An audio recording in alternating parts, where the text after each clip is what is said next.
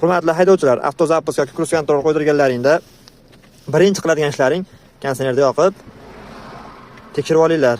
Cobalt avtomobili avtomat korobka. Bu mashinamizga qishda masofadan o't oldirib, qizdirib qo'yishlik uchun avtozapis programma yozdirishgan. Ko'rib turibsizlar, kondisionerimiz yonib turibdi. Предохранительlari joyida. Fryollarini ko'rdik, fryollari joyida, lekin kondisioner ishlamayapti mana.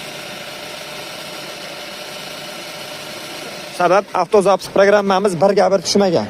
Shuning uchun hurmatli haydovchilar, avtozapis yoki cruise control qo'ydirganlaringda birinchi qiladigan ishlaring kondisionerni yoqib tekshirib olinglar.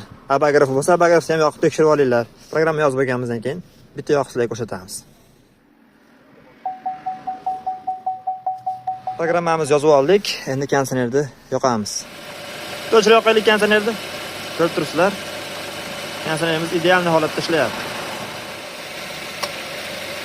Bizdan avtozapislarda qimmat ekan, 50 mingga, 100 mingga, 120 mingga yozyapti deyapti. Bizda 220 ming so'm motor BSMga yozib, tormoz obichalariga chaqib beramiz. Ko'pchilik tormoz obichini ham qilmaydi. Endi bu xabar yo'qlar, haligi bilasizlar, o'zini haqiqiy usta ishlagan, ustasidan fatah olgan ustalarimiz joy-joyida qilib, hamma yo'g'ini bir gap qilib, sizlarni ovora qilmaydigan ishlarni bitirib beradi.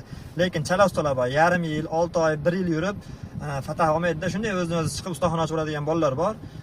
Shunaqalarda ishlaring chala bitadi.